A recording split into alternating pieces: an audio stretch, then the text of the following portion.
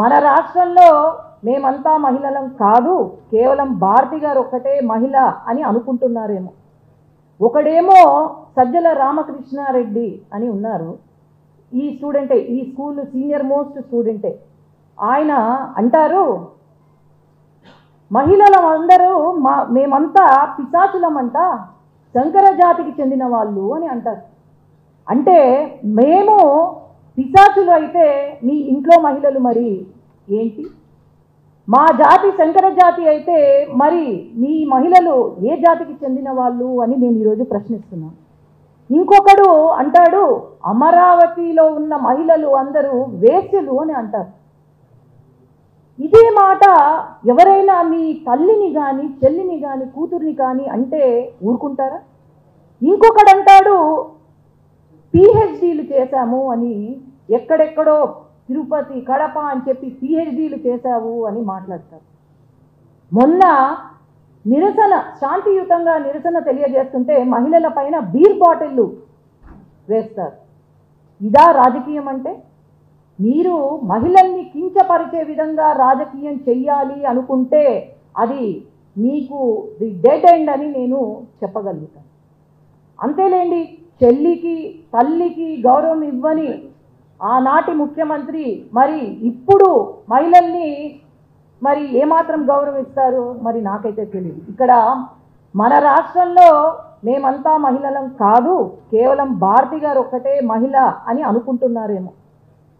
ఆనాడు వైసీపీలో ఉన్నవారు షర్మిలమ్మ గురించి, వాళ్ళ చెల్లెల గురించి ఏదో జాతి, ఏదో నీతికి చెంది, ఏదో నీతి లేని జాతి లేని మనిషి, చీర కట్టుకున్న మగవాడు అని ఎవ్వడో వైసీపీ కార్యకర్త వాడు మాట్లాడుతుంటే ఏ అన్నకైనా నరికేయాలనే కోపం వస్తుంది.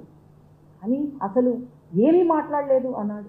తల్లి గురించి తప్పుగా మాట్లాడినా ఏమీ మాట్లాడలేదు.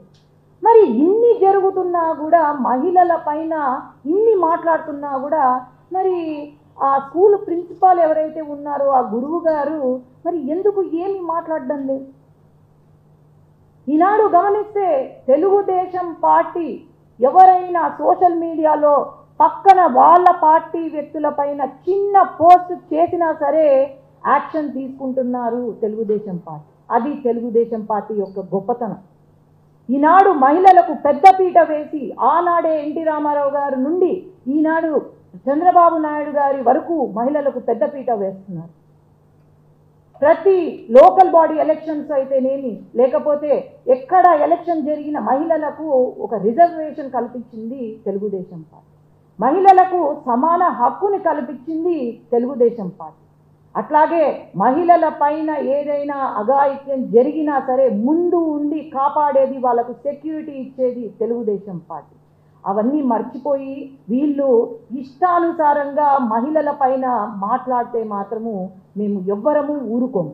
నేను ఒకటే చెప్పేది, మా మహిళలకు ఇలాంటి వాళ్ళు, ఇట్లాంటి డ్రగ్ అడిక్ట్స్ మరి ఏం మాట్లాడుతున్నారో అసలు కరెక్ట్గా ఉందో వాళ్ళ మైండ్ సెట్ నాకైతే అర్థం కావట్లేదు. కానీ ఇలాంటి వాళ్ళు మాట్లాడితే ఖచ్చితంగా సీఎం గారి దృష్టికి మేము తీసుకెళ్తాము, ఒక చట్టాన్ని తీసుకొని రమ్మని చెప్తాము. ఇలాంటి మాట్లాడిన వాళ్ళను కరెక్ట్గా ఏదైతే చట్టాలతో సంబంధం చేసి వీళ్ళను లోపల వేసి వాళ్ళకు తగిన గుణపాఠం నేర్పించవలసిందిగా కోరుతున్నాం.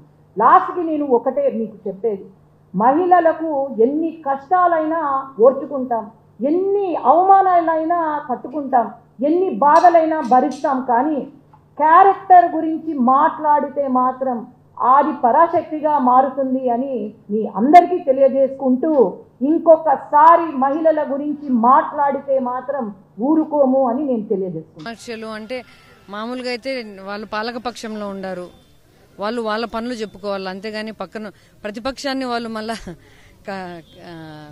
విమర్శిస్తున్నారు అంటే వాళ్ళకి వాళ్ళు ఏం పని చేయలేదనే కదా అర్థం. మామూలుగా ప్రతిపక్షం పాలక పక్షాన్ని విమర్శిస్తూ ఉంటుంది, ఎందుకంటే వాళ్ళకి కదా అధికారం ఉన్నింది 5 ఏళ్ళు, ప్రజలకు చేయగలిగే ఛాన్స్ ఉన్నింది వాళ్ళకి. సో వాళ్ళు మమ్మల్ని విమర్శిస్తున్నారంటే వాళ్ళు ఏం చేయలేదు, ఏం చెప్పుకోలేకుండారు కాబట్టి చేస్తారు.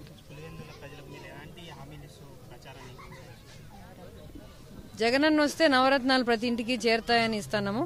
పులివెందుల ప్రజలకు అంటే గత 30-40 ఏళ్లుగా మా ఫ్యామిలీ ఎట్లా వాళ్ళకి ఏం అవసరం ఉన్నా కూడా మేము స్పెషల్గా హామీ ఇకపోయినా వీఆర్ దేర్ ఫర్ దెమ్. మేము వాళ్ళకి అందుబాటులో ఉంటాం ఎప్పుడు.